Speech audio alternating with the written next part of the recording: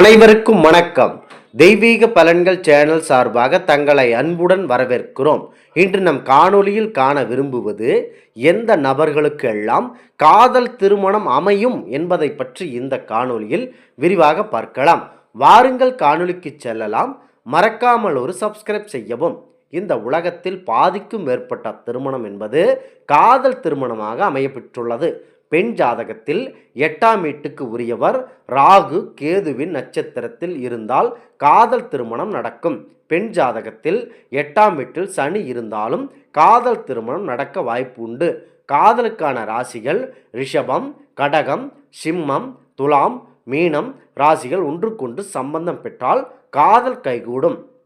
காதல் கிரகமான சுக்கிரனுக்கு வெள்ளிக்கிழமை தோறும் மல்லிகை மலர்களால் அர்ச்சனை செய்து சுக்கிரனுக்கு பிடித்த சுக்கிரஸ்துதி மந்திரத்தை வாரந்தோறும் 27 முறை கூறி வழிபட்டால் காதல் வெற்றி பெற உதவும்.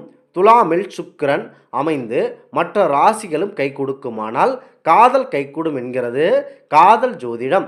இதில் பல பேர் பெற்றோர்களின் எதிர்பார்ப்புகளை தாண்டி திருமணம் செய்கின்றனர். காதல் திருமணத்தை ஜாதகருக்கு சாஷ்டாக தோஷம் இருக்கக்கூடாது. அதாவது மணப்பெண்ணின் ராசிக்கு மணமகனின் ராசிக்கும் 6, 8 அமையக்கூடாது.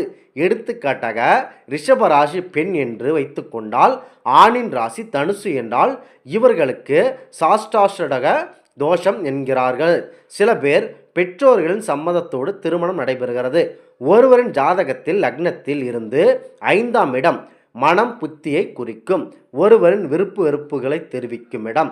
எனவே காதலிப்பவர்களுக்கு முதலில் 5ஆம் இடம் வேலை செய்ய வேண்டும்.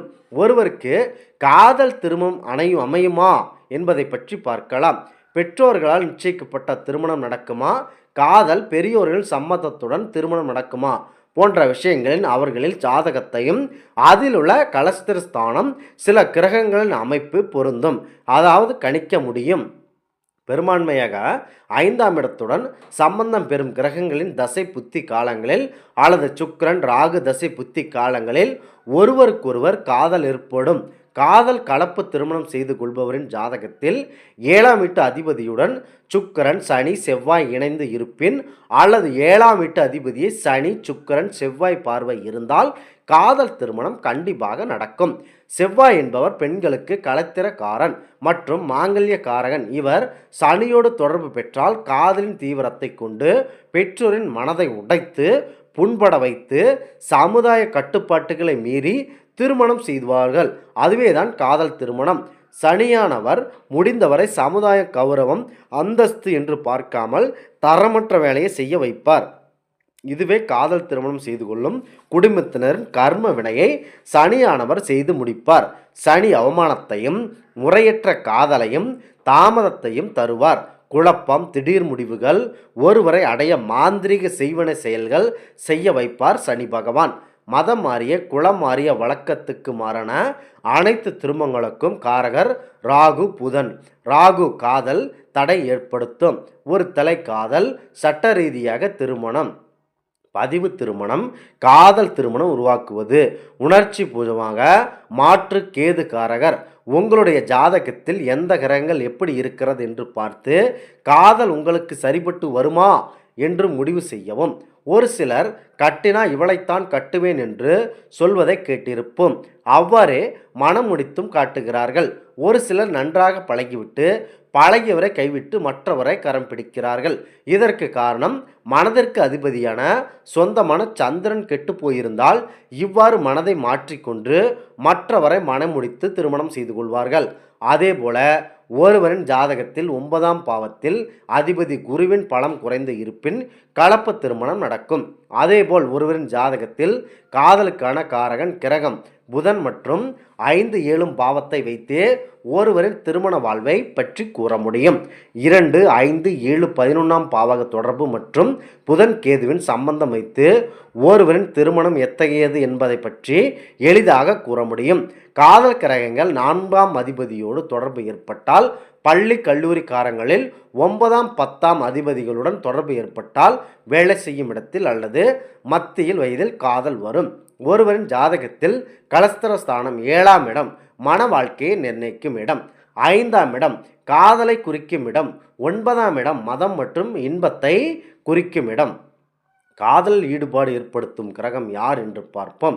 லக்னத்துக்கு 7ஆம் வீட்டுக்கு அதிபதியும் 9ஆம் வீட்டுக்கு அதிபதியும் பரிவர்த்தனையாகி இருந்து 5ஆம் வீட்டில் ஒரு பாவ கிரகம் இருந்தால் தடைகளுடன் காதல் திருமணம் நிறைவேறும். இவர்களுக்கு பெண் குழந்தைகள் தான் அதிகமாக பிறக்கும்.